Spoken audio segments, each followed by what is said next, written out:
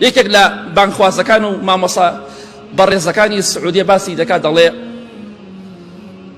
شەوێک پێغەمبەری خوا صلی الله علیه وسلم هاتە خەوم بە سەراتێکی ڕاستەقینەیە، هاتە خەوم فەرمی ئەی فڵان کەس بڕۆ بۆ فڵان شار لە سعودیە، لە فڵان گەڕەک لە فڵان کۆڵان، ناونیشانی شارەکە و گەڕەکەکە و کۆڵانەکەشی دا پێم پێغەمبەری خوا صلی الله علیه وسلم لە خەودا لەسەر شێوەی خۆی بینیم، شکل و شێوەی خۆی.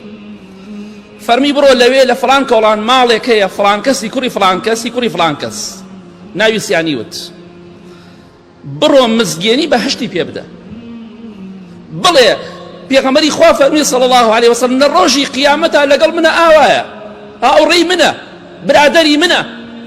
ئەڵێت ملانە خەوێکی احتیاطی بێ، جاری دووەم و سێم خۆشەویستی خوا هاتە خەوم صلی الله علیه وسلم. بە هەمان شێوە پێمی فەرموو بڕۆ بۆ لای ئەو کەسە.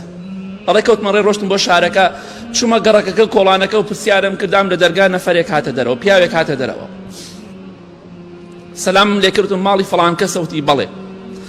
وتم فڵان کەسم بۆ بانکە؟ وتی من فڵان کەس. ئەڵێ تەماشام کرد ڕیش و شتی تاشی بوو، یعنی سیمایەکی زۆر ملتەزیمی پێوە دیار نەبوو. وتم تەئکید تۆ فڵان کەسی؟ وتی بەڵێ. وتم وەڵی حاڵ مەسەلەیەکی ئاوایە، ئەوە سێشەوە سێ جارە پێغەمبەری خوا صلی الله علیه وسلم دێتە خەوم دەڵێ بڕۆ بۆ لای فڵان کەسی کوڕی فڵان کەس مزگێنی بەهەشتی پێ بدە، بڵێ لە قیامەت لەگەڵ منە لە بەهەشتە ئاوا بەیەکەوەین. ئەڵێ دەستی کرد بە گریان، پیاوەکە زۆر گریا، زۆر گریا، مەواڵە خۆشی پێگەیشت.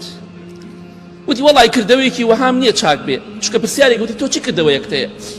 وتی تەنها ئەوە نەبێ دراوسەیەکی فەقیرمان هەیە چەند مانگێک کە پیاوەکەی مردووە،